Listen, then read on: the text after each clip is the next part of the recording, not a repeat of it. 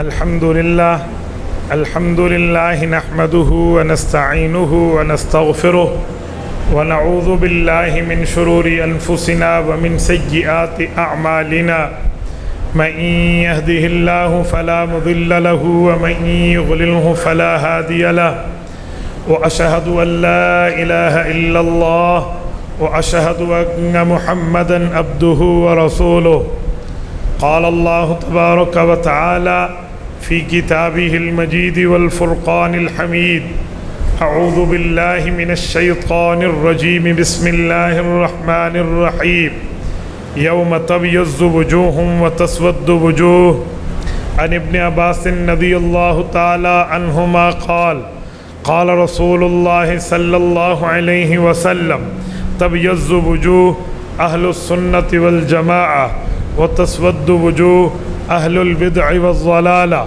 رواه الإمام الهمام جلال الدين السيوطي في درره اللهم صل على محمد وعلى آل محمد كما صليت على إبراهيم وعلى آل إبراهيم إنك حميد مجيد اللهم بارك على محمد وعلى آل محمد كما باركت على إبراهيم وعلى آل إبراهيم إنك حميد مجيد۔ معزز دوستو، آج 21 اگست 2022 بروز اتوار ہے اور یہاں علاقہ بھین ضلع چکوال میں 55ویں سالانہ سنی کانفرنس ہے۔ میرے دوستو، اس علاقے اور اس کانفرنس میں زندگی میں پہلی مرتبہ گفتگو کا شرف حاصل کر رہا ہوں۔ جیسے مجھ سے قبل حضرت مولانا عبدالجبار سلفی دامت برکاتہم آپ کو یاد دہانی کروا رہے تھے کہ 21 اگست 1961 آج سے پورے 61 سال پہلے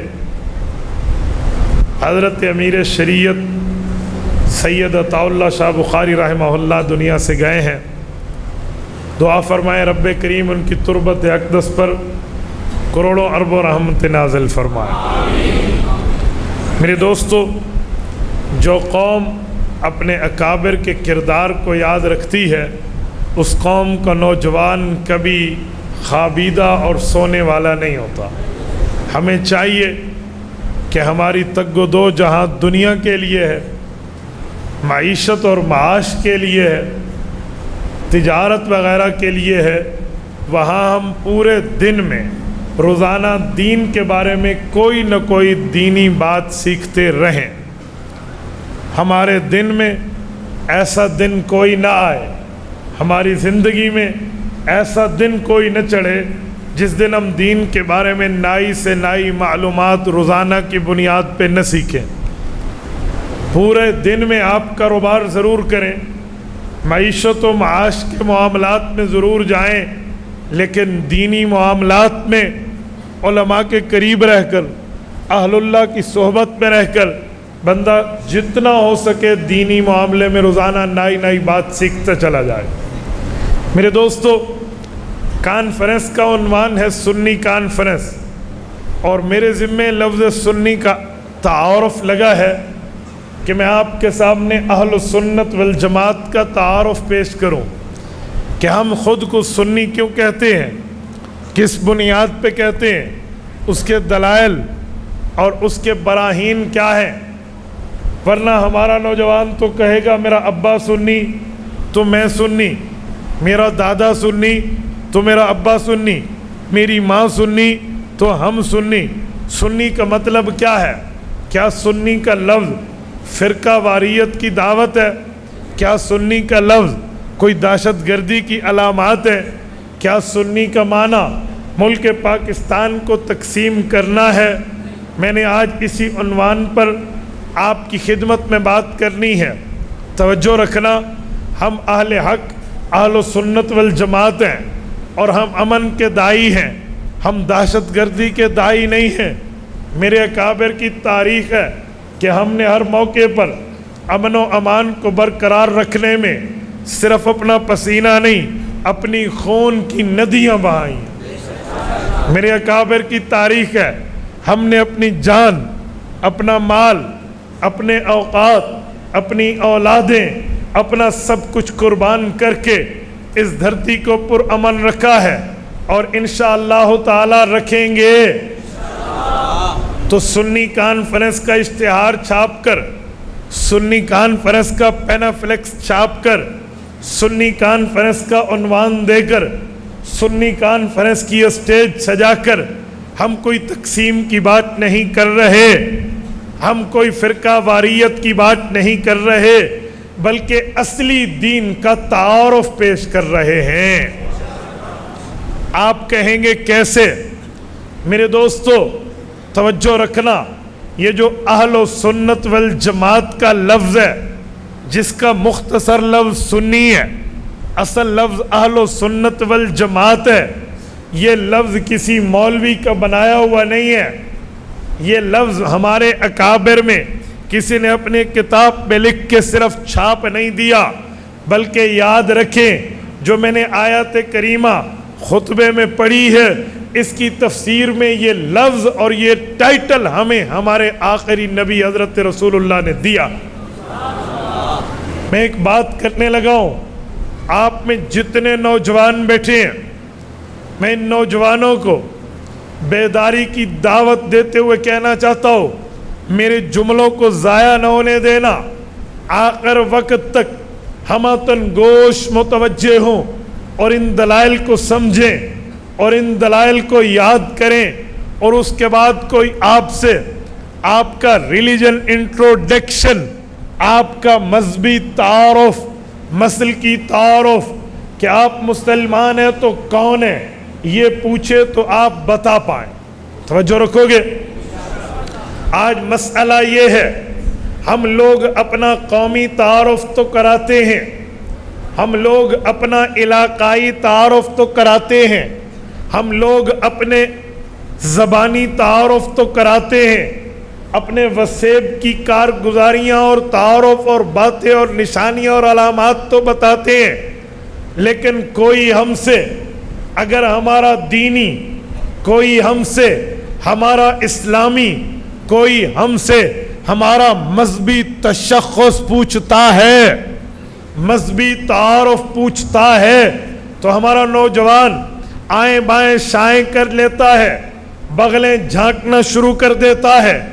اس کی دو وجہ ہو سکتی ہیں، یا تو وہ پریشرائز ہے کہ میں پتہ نہیں مذہبی تعارف کراؤں گا تو دینی تعارف میں کہیں فرقہ واریت کا لیبل نہ لگے، میں کہوں گا میں سنی اہل سنت والجماعت ہوں، ہو سکتا ہے کوئی کہے تم تو تقسیم کی بات کر رہے ہو اور تم تو فرقہ وارانہ بات کر رہے ہو، یا تو یہ وجہ ہے وہ پریشرائز ہے، مداہن ہے، چھپائے ہوئے ہے، بات کرتا نہیں ہے، یا پھر دوسری سمت تو ڈیفینیٹلی ہو ہی سکتی ہے اور یقینی بن جائے گی کہ وہ عقیدے سے ناواقف ہے، اس کے سامنے دلائل نہیں ہے، اس کے سامنے مسائل و فضائل نہیں ہے، اس کے سامنے براہین نہیں ہے، اسے پتہ نہیں ہے میرا مذہبی تعارف کیا ہے، اس کے علم میں نہیں ہے ہمارے مذہبی تعارف کے لیے آیات کیا ہے، احادیث کیا ہے،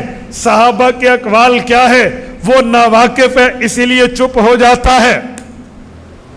میں تو یہ دو صورتیں سمجھتا ہوں، آپ کوئی تیسری چوتھی پانچویں ذیلی صورت لائیں تو اسی کی کسی نہ کسی شک میں وہ صورتیں موجود ہوں گی، یا بندہ پریشرائز ہے، یا میڈیا سے، اخبارات سے، سوشل میڈیا سے، پرنٹ و الیکٹرانک میڈیا سے، لوگوں کی زبانوں سے، یا اہل باطل کے کلپ سن کے پریشان ہے، شش و پنج میں ہے، کنفیوژن پیدا ہو چکی ہے، کیا کہوں، یا تو یہ وجہ ہے، یا یہ نہیں ہے تو ناواقف ہے، پتہ نہیں ہے، علماء کے ساتھ بیٹھتا نہیں ہے، اہل حق کے ساتھ جوڑ رکھتا نہیں ہے، اسے معلوم نہیں ہے، کیسے بتاؤں۔ کوئی پوچھے آپ کا مذہبی تعارف کیا ہے، بس جی ہم مسلمان ہیں، ٹھیک ہے بھائی ہم مسلمان ہیں، اس میں شک نہیں ہے، ہم مؤمن ہیں، اس میں شک نہیں ہے، ہم اللہ رب العزت پر ایمان رکھنے والے ہیں، اس میں شک نہیں ہے، لیکن سنو، آج کل ہر چیز کی ڈپلیکیٹ کاپی آ چکی ہے، ہر چیز میں 2 نمبری آ چکی ہے، زمانے کے تغیر و تبدل نے ہر چیز کی کاپیاں بنا دی ہیں۔ اصلی اور نقلی کا فرق دیکھنا ہو تو اپنے گھر میں گھی کو دیکھ لو، گھی اصلی بھی ہے، گھی غیر اصلی بھی ہے۔ جب کھانے کی چیزیں گھی سے لے کر نمک، نمک سے لے کر مرچ، مرچ سے لے کر چینی، چینی سے لے کر چاول، چاول سے لے کر دودھ اصلی اور نقلی مل رہے ہیں، فرق ہے، تو پھر اصلی اور نقلی مذاہب بھی لوگوں نے رکھے ہیں۔ اصلی کا تعارف کیا ہے، اور نقلی کون ہے، اوریجنل کیا ہے، پروویجنل کیا ہے، فیک کیا ہے، اصل کیا ہے۔ آج کل یوں بھی چلتا ہے، کچھ لوگ کہتے ہیں نیوز ہے، کچھ کہتے ہیں فیک نیوز ہے۔ تو بھائی اسی طرح کچھ لوگوں نے مسلمان نہیں ہیں خود کو مسلمان پیش کیا ہے، اور یہ اسلام کے نام پہ 2 نمبری بے ایمانوں کی آج سے نہیں روز اول سے چلی ہے۔ یاد رکھیں، اسلام پہ 2 وقت آئے ہیں، ایک وقت وہ ہے جب اسلام شروع ہوا، وہ مار کھانے کے دن تھے، تکلیفوں کے دن تھے، شامت کے دن تھے، ان دنوں میں مصائب، آلام، پریشانیاں تھی، وہ مکی دور ہے۔ اور ایک اسلام پہ وقت وہ ہے جب اللہ رب العزت نے مال کے دروازے کھول دیے ہیں، سلطنت معرض وجود میں آ گئی ہے، طاقت ہے، قوت ہے، ریاست ہے۔ یہ 2 اوقات اسلام پہ آئے ہیں۔ جب مار کھانے کا وقت تھا، منافق نام کی چیز کوئی نہیں تھی۔ جب مال آیا، طاقت آئی، سلطنت آئی، ریاست آئی، اسلام کے پاس حکومت آئی، پھر منافقت ظاہر ہوئی۔ اگر مکی زندگی اٹھائیں، نہیں ملے گا آپ کو کوئی منافق ہو۔ رسول اللہ کی، اسلام کی، صحابہ کی مکی زندگی میں یا مسلمان یا کھلا کافر، بس تیسری صورت نہیں ہے۔ مکی زندگی کے بعد مدنی زندگی آئی، مسلمانوں نے سکھ کا چین لیا، سکھ کا سانس لیا، جنگیں ہوئیں، مال غنیمت آیا، رب نے فتوحات کے دروازے کھولے، منافقت بھی آ گئی۔ اسی لیے آپ کو منافق مکہ نہیں ملیں گے، منافقین مدینہ ضرور ملیں گے۔ وَمِنْ أَهْلِ الْمَدِينَةِ مَرَدُوا عَلَى النِّفَاقِ لَا تَعْلَمُهُمْ نَحْنُ نَعْلَمُهُمْ سَنُعَذِّبُهُمْ مَرَّتَيْنِ۔ اللہ رب العزت فرماتے ہیں محبوبم، مدینہ میں آپ کے ساتھ منافقین ہیں، کچھ کو آپ جانتے ہیں، کچھ کو آپ نہیں جانتے۔ ہم انہیں جانتے ہیں کہ یہ اپنی منافقت پہ اڑے ہوئے ہیں، اور ہم انہیں دگنا عذاب دیں گے، ڈبل عذاب دیں گے، ایک ان کے کفر کا، ایک ان کے کفر کے چھپانے کا۔ مختلف تفسیر ہے، دنیا اور آخرت بھی مراد ہے کہ دنیا میں ذلیل ہو جائیں گے۔ توجہ رکھنا، جب یہ عالم ہوگا تو اب منافقت اور مومن کی پریشانی میں فرق ہے۔ میں پوچھتا ہوں، مکہ میں منافق کیوں نہیں ہے؟ بھائی مکہ میں حال یہ ہے، رسول اللہ نماز پڑھنے آتے ہیں، سر پہ اوجر رکھ دیا جاتا ہے، ابو بکر اعلان کرتا ہے اسلام کا، اس کو اتنا مارا جاتا ہے، ان کی والدہ سلمہ ام الخیر کنگھا کرنے کے لیے کنگھی اپنے بیٹے ابو بکر کے سر میں ڈالتی ہیں، بال اکھڑے ہوئے سے کنگھا بھر جاتا ہے۔ یہاں یہ عالم ہے، اتنی تکالیفیں۔ حضرت عثمان نے کلمہ پڑھا، سگے چچا نے تن پہ لباس نہیں رہنے دیا، ایک ٹاٹ کا ٹکڑا دیا، جاؤ۔ یہاں یہ عالم ہے، خباب ابن ارت کو انگاروں پہ لٹا دیا گیا، اس کے جسم کی خون کی وجہ سے انگاروں کی آگ بجھ گئی۔ بلال حبشی کو تپتی ریت پر لٹا کر اوپر پتھر رکھ دیا جاتا ہے، یہاں زنیرہ کی آنکھیں نکال دی جاتی ہیں، یہاں پر حضرت عمار کے والد حضرت یاسر کو شہید کر دیا جاتا ہے، یہاں پر حضرت عمار کی اماں سیدہ سمیہ رضی اللہ عنہ کو ابو الجہل جیسا ملعون ہذہ الامہ 2 اونٹوں کو مخالف سمت میں چلا کر 2 ٹکڑے کر کے رکھ دیتا ہے۔ اس وقت منافق نہیں ہے، یا پکا کافر ہے یا پکا مؤمن ہے، تیسری چیز نہیں ہے، کیونکہ یہ مار کھانے کا وقت ہے، اور منافق مار کھاتے وقت نہیں آتا، وہ مال کھاتے وقت آتا ہے۔ منافق کی علامت ہے وہ غمی میں نہیں خوشی میں تیرا بنتے نظر آتا ہے، وہ غربت میں نہیں ثروت میں تیرا ہوتا ہے۔ جب مدینہ آئے اب موقع یہ ہے، وہ امیہ جو حضرت بلال پر پتھر رکھ کے تپتی ریت پہ لٹا دیتا، اب بدر میں امیہ کو حضرت بلال نے پکڑا، کہا آج امیہ نہیں بچ کے جائے گا، اور امیہ سے بدلہ لیا۔ ہاں اب وہ وقت ہے، ابی بن خلف کا کام احد میں پورا ہوتا ہے، اب وہ وقت ہے جب ابو جہل کو نیزے کی انی پہ چڑھا دیا جاتا ہے۔ کیوں؟ اذن للذین یقاتلون بانہم ظلموا، رب نے اجازت دے دی، اب بدلہ لوگے، اب جہاد کا حکم آ گیا، فتوحات ہوئی، مار ختم، مال کا آنا ہوا، ثروت ہوئی، تو منافقت پیدا ہو گئی۔ سنیں اب جب منافق پیدا ہوا تو اب 2 نمبری اس وقت سے اس نے شروع کیا، کیا؟ وَإِذَا قِيلَ لَهُمْ آمِنُوا، قرآن کریم نے اس کا نقشہ کھینچا، ایمان لاؤ، یا وَإِذَا قِيلَ لَهُمْ لَا تُفْسِدُوا فِي الْأَرْضِ، ایمان بھی لاؤ صحیح ٹائٹل کے مطابق، اور فسادی نہ بنو۔ اور کیا کہنے لگے؟ اِنَّمَا نَحْنُ مُصْلِحُونَ، جی بالکل بالکل، ہم تو ماننے والے ہیں، ہم فسادی نہیں ہیں۔ اور جس وقت کافروں سے ملتے ہیں اور انہیں کہتے ہیں انما معکم، ہم تو آپ کے ساتھ ہیں، ہم تو آپ کے گرویدہ ہیں، ہم تو ان کے ساتھ مذاق کر رہے ہیں، ڈبل لائن کر رہے، ڈبل گیم کر رہے ہیں، یہ منافقت ہے۔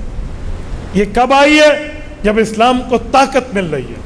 آج بھی وہی حال ہے، جب علماء کی محنت آتی ہے، کتب کی صورت میں، پرنٹ میڈیا کی صورت میں، سمجھانے کی صورت میں، دلائل کی صورت میں، بیانات کی صورت میں، تو پھر منافق آتا ہے۔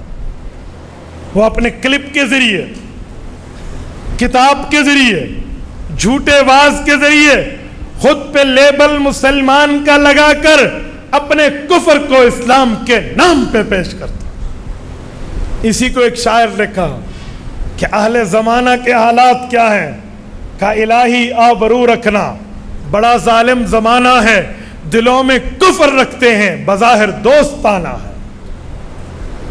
مثلا آپ کو نظر آئے گا کہ قادیانی کسی موقع پر بھی خود کو غیر مسلم ایکسپٹ نہیں کرے گا، ہم تو کلمہ پڑھتے ہیں، بلکہ وہ کلمے کی پٹی اپنے ماتھے پہ لگاتے ہیں۔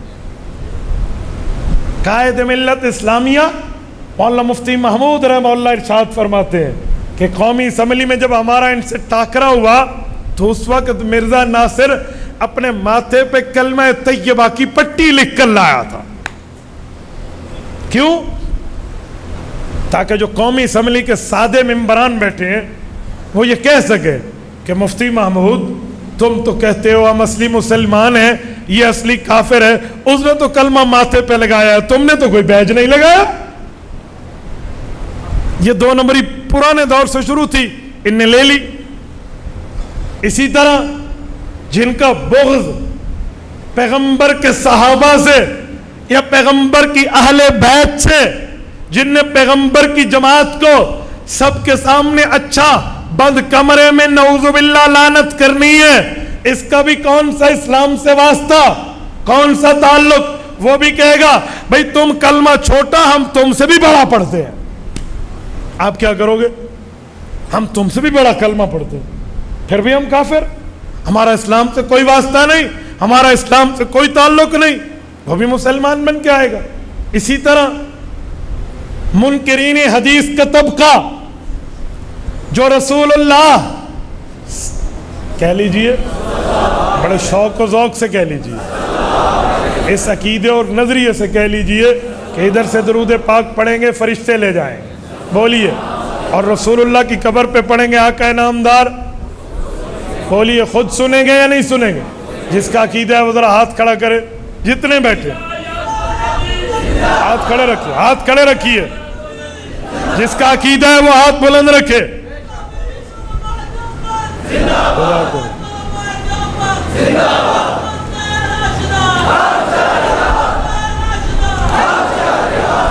عقیدہ حیات النبی، عقیدہ حیات النبی، عقیدہ حیات النبی، ہمارے قائد ہمارے رہبر، سچے قائد سچے رہبر، حق کی نشانی حق کا ظہور، خلافت راشدہ۔ جن لوگوں کا نظریہ ہے رسول اللہ صلی اللہ علیہ وسلم کی حدیث حجت نہیں ہے، ہم پیغمبر کی بات کو نہیں مانتے، حضور پاک تو گویا کہ نعوذ باللہ ایک ڈاکیا ہے، اللہ کا قرآن دے گئے، حدیثیں نہیں ماننا، اس کا بھی اسلام سے، دین سے، شریعت سے، ایمان و مذہب سے کیا واسطہ؟ یہ بھی ڈپلیکیٹ ہے، دو نمبری ہے۔ اس طرح جب یوں دو نمبری اسلام کے نام پر پیش ہوگی اور وہ بھی خود کو مسلمان کہے گا جو ختم نبوت کا منکر ہے، اور وہ بھی خود کو مسلمان کہے گا جو پیغمبر کے صحابہ، پیغمبر کی اہل بیت کا منکر ہے، اور وہ بھی خود کو مسلمان کہے گا جو رسول اللہ کی احادیث پاک کا منکر ہے۔ مجھے بتاؤ میرے نوجوان، وہاں تجھ سے پوچھا جائے تو کون ہے اور وہاں تو یہ کہہ دے بس ہم صرف مسلمان ہیں، کیا یہ تیرا تعارف کافی ہوگا؟ بولیے بولیے، کافی ہوگا؟ جب کافی نہیں ہے پھر تو اپنوں کے پاس، علماء کے پاس کیوں نہیں آتا؟ بھئی مجھے بتائے، مسلمان تو خود کو منکر ختم نبوت بھی کہتا ہے، مسلمان تو خود کو منکر صحابہ و اہل بیت بھی کہتا ہے، مسلمان تو خود کو پیغمبر کی حدیثوں کا انکاری بھی کہتا ہے۔ اور میں کون سا مسلمان ہوں؟ وہ کون سا وجہ امتیاز ہے؟ وہ کون سی نشانی، کون سی علامت، کون سی چیز ہے جو مجھے اور مرزائی کو، مجھے اور رافضی کو، مجھے اور منکرین قرآن کو واضح کر کے پیش کرتی ہے؟ پھر تو کیوں نہیں سیکھتا؟ پھر تو وقت کیوں نہیں نکالتا؟ پھر اس کے لیے محنت، تگودو، کوشش، کتب کا مطالعہ اور کلپس کو سننا آپ اپنے لیے ضروری کیوں نہیں سمجھتے؟ ہونا چاہیے یا نہیں ہونا چاہیے؟ اسی کے جواب کے لیے سنی کانفرنس رکھی گئی ہے، سمجھے؟ میں نے کہا جو سنی کانفرنس ہے یہی بات سمجھانے، بتانے، سنانے کے لیے کہ ہم سنی کیوں ہیں، ہمارا عقیدہ، نظریہ، مذہب، مسلک، ایمان، یقین کیا ہے۔ توجہ ہے سب کی؟ اب توجہ رکھنا، میں دلیل پیش کر رہا ہوں۔ قرآن کریم سورت نمبر 3 سورت آل عمران، چوتھا پارہ، دوسرا صفحہ، آیت نمبر 106 سورت آل عمران، رب کریم فرماتے ہیں یوم تبیض وجوہ وتسود وجوہ، قیامت کا دن ہوگا، کچھ لوگوں کے چہرے سیاہ پڑ جائیں گے، کچھ کے چہرے سفید اجلے ہوں گے۔ آیت اتری، حضور پاک پر حضور کے صحابہ نے اللہ کے رسول سے پوچھا۔ امام سیوطی تفسیر در منصور میں حضرت ابو سعید خدری، حضرت عبداللہ بن عمر، حضرت عبداللہ بن عباس رضی اللہ عنہم کے واسطے سے حدیث پاک لائے ہیں۔ پوچھا یا رسول اللہ دنیا میں بھی کالے چہرے والے کچھ لوگ ہیں، سفید چہروں والے کچھ لوگ ہیں، کیا یہ مراد ہے؟ فرمایا جی نہیں یا رسول اللہ، جب رنگ کا کالا رنگ کا سفید مراد نہیں ہے تو پھر کون ہے جو قیامت میں سفید چہرہ لے کر آئے گا، قیامت میں سیاہ چہرہ لے کر آئے گا؟ اللہ کے رسول نے فرمایا، توجہ ہے سب کی ہے، پیش کروں حدیث، توجہ، حضور پاک نے فرمایا تبیض وجوہ اہل السنت والجماعہ وتسود وجوہ اہل البدع والضلالہ۔ میرے صحابہ عقیدہ سن لو، اس آیت کی تشریح، تفسیر، ایکسپلینیشن، وضاحت سن لو۔ قیامت کے جن لوگوں کے چہرے کالے ہو جائیں گے وہ عقیدے کے بدعتی، عمل کے بدعتی ہوں گے، اور جن کے چہرے قیامت میں بھی سفید چمکتے دمکتے رہیں گے وہ اہل سنت والجماعت ہوں۔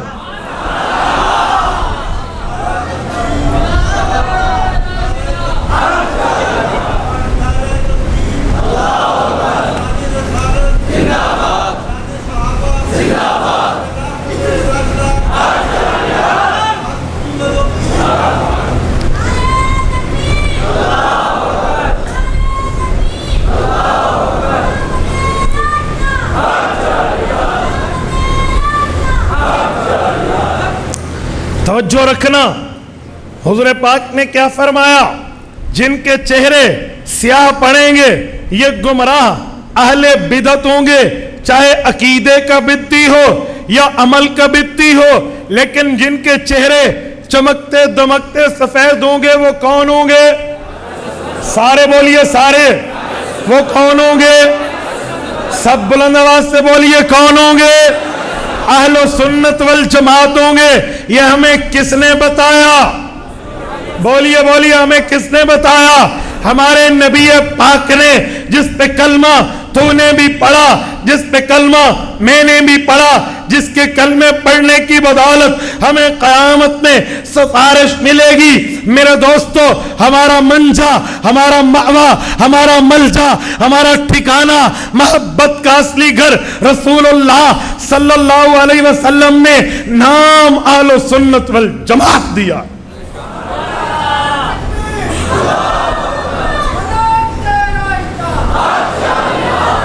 تبھی میں نے کہا یہ کسی مولوی کا نام دیا ہوا نہیں ہے، کسی پیر فقیر کا نام دیا ہوا نہیں ہے، کسی عالم و مناظر کا نام دیا ہوا نہیں ہے، یہ وہ نام ہے جو ہمیں ہمارے نبی نے دیا۔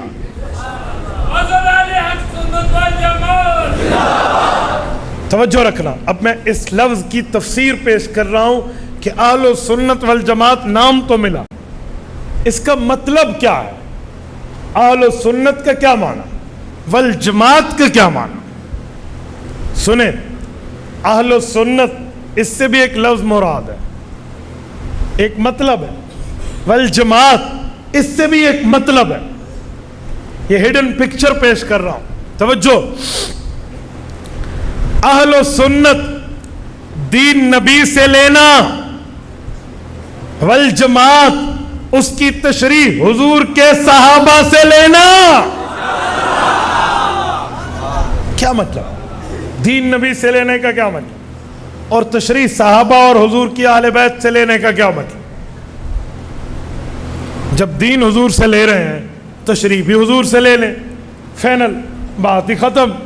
صحابہ کی ضرورت کیا ہے؟ کس بنیاد پہ لے رہے ہیں؟ توجہ رکھنا، حضور ہیں دین سنانے والے، صحابہ ہیں دین سننے والے۔ توجہ توجہ، حضور ہیں دین بتانے والے، صحابہ ہیں دین سمجھنے والے۔ حضور ہیں بولنے والے، صحابہ ہیں دیکھنے والے۔ اور دیکھنے والا سمجھتا ہے بولنے والے کی مراد کیا ہے۔ ابھی بھی آپ نہیں سمجھے، میں مثال اور دیتا ہوں۔ ایک ہے لفظ لکھ کر دے دو، ایک ہے بولتے ہوئے سنو۔ آپ کو لفظ لکھا ہوا ملے نا تو آپ ایک کے کئی مطلب لے لیں گے. اور اگر آپ کو کوئی بول کر بتائے تو آپ فوراً سمجھ جائیں گے. یہ میرے ہاتھ میں کیا ہے؟ سارے نہیں بولتے. اتنا مجمع ہے. کیا ہے؟ گھڑی. اب میں نے دکھایا اور بولا، آپ سمجھ گئے کہ یہ گھڑی. اگر یہ گھڑی لکھی ہوئی ہو، مفتی نور محمد آصف دامت برکاتہم تشریف فرما ہے، یہ لکھیں لفظ گھڑی اور دیں بھائی ایک دوست کو، اور ساتھ ایک جملہ لکھیں کہ بھائی گرمیاں ہیں، ہمیں گھڑا تو نہیں چاہیے، ٹھنڈے پانی کے لیے گھڑی چاہیے. اب بتاؤ گھڑی کا معنی یہ ہوگا؟ بولیے بولیے. بھائی فاروق حیدری ہیں، وہ ایک جملہ اور کہیں. وہ کہیں میں سعودیہ رہ کر آیا ہوں، جب حضور پاک کے روزے پہ جاتا تھا، اللہ ہر مسلمان کو لے جائے، وہ ایک عجیب گھڑی ہوتی تھی. بولو بولو. اب گھڑی کا معنی یہ ہوگا؟ نہیں سمجھے. ایک اور بات، خاص صاحب کے پاس ایک بندہ آیا، حضرت یہ فلاں غلط عقیدے والے نے حدیث لکھ کے دی، ذرا چیک فرمائے. خاص صاحب نے کتابیں کھولی، روایات دیکھی تو چوری پکڑی گئی. فرمایا بیٹا یہ حدیث نہیں، گھڑی ہوئی بات ہے. بتاؤ اب گھڑی کا معنی یہ ہے؟ اوے حدیث پر گھڑی کا لفظ آیا، معنی جھوٹ ہے. بھائی فاروق نے روزے اقدس پر گھڑی کی بات کی، معنی زمانہ ہے. مولانا نے پانی کے گھڑی کی بات کی، معنی چھوٹا مٹکا ہے. میں نے گھڑی دکھا کر بات کی، معنی ٹائم پیس ہے. اب ایک لفظ گھڑی ہے، مطلب کئی ہو جاتے ہیں، لیکن جو بولے سامنے والا دیکھے تو مطلب ایک ہی ہوتا ہے. اسی لیے حضور بولنے والے، صحابہ دیکھنے والے، اہل سنت دین نبی سے لے گئے، والجماعت تشریح نبی کے صحابہ سے لے گئے. سمجھے یا نہیں سمجھے؟ ایک مثال اور دے دوں. چلو میں یہاں بیٹھا ہوں، میں کہتا ہوں اسپیکر خراب ہے، حالانکہ اسپیکر بھائی جنید کا ٹھیک ہے، خراب نہیں ہے. کہیں میرے جانے کے بعد آپ اس سے گلہ کریں. میں مثال دے رہا ہوں کہ اسپیکر 2 نمبر ہے. میں جب یہاں یہ جملہ بولوں گا اسپیکر 2 نمبر ہے تو معنی کیا ہوگا؟ کہ یہ اسپیکر کیا ہے؟ جس سے آواز آ رہی ہے.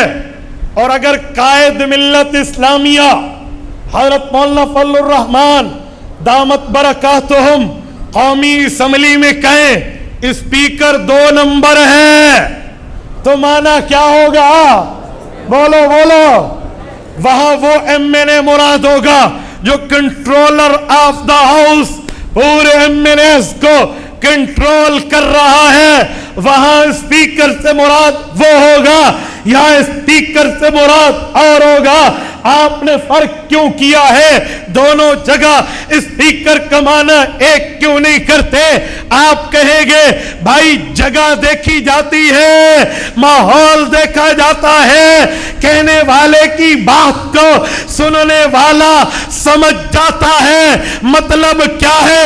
آج میں اس اسٹیج پر بیٹھ کر ایک جملہ سمجھا رہا ہوں. حضور پاک نے ہمیں نام دیا اہل سنت والجماعت. اہل سنت کا معنی دین نبی سے لو، والجماعت کا معنی تشریح صحابی سے لو. اور بھائی صحابی سے کیوں لیں؟ یہ لفظ کہاں بولا گیا؟ حضور نے کب بولا؟ کب فرمایا؟ کیوں فرمایا؟ کیسے فرمایا؟ کس ماحول میں فرمایا؟ ان باتوں کے گواہ پیغمبر کے صحابہ ہیں، وہ بتائیں گے، حضور کی بات سمجھ آئے گی.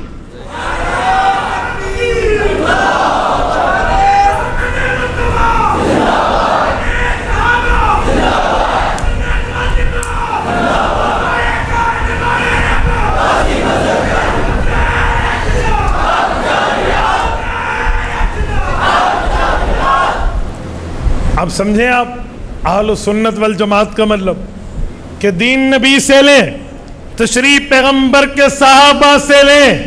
بات بنتی ہے ورنہ کوئی لفظ لکھ کر دے دے تو ہم کتاب میں جب تک صحابی کا دیکھا سنا ہوا مطلب نہ مانے تو دنیا میں فرقہ واریت بنتی ہی تب ہے جب اپنے پیٹ کا مطلب لگائیں. یہی بات تو مولانا مفتی محمود رحمہ اللہ نے مرزا قادیانی کے نمائندے مرزا ناصر کو قومی اسمبلی میں پکڑ کے کہی تھی کہ اوے مرزے تو کہتا ہے ختم نبوت کے مرزائی قائل ہے اور ختم نبوت کا معنی کرتا ہے کہ نبوت جاری ہے. اے گماشتے ہوئے قادیانی سن، نہ آیت تجھ پہ اتری نہ آیت مجھ پہ اتری، آیت اتری ہے رسول اللہ پر، اس بات کے عینی شاہد آئی وٹنس گواہ پیغمبر کی جماعت ہے. چل صحابہ کے دروازے پہ ان سے پوچھ ختم نبوت کا معنی مہر سے نبوت جاری رہنا ہے یا ختم نبوت کا معنی آخری نبوت ہے.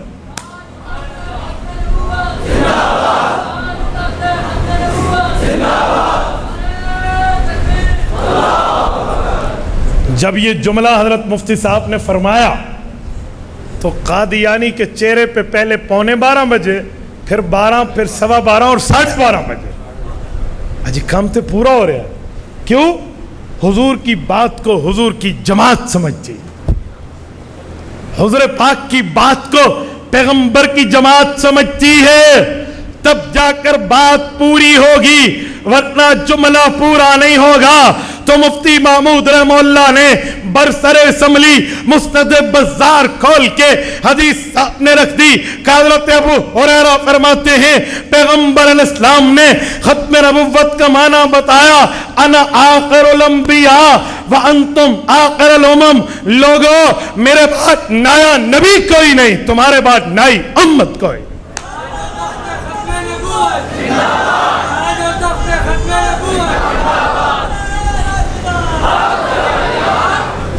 اب توجہ رکھنا، یہ ہے بات نبی سے لینا، تشریح نبی کے صحابی سے لینا.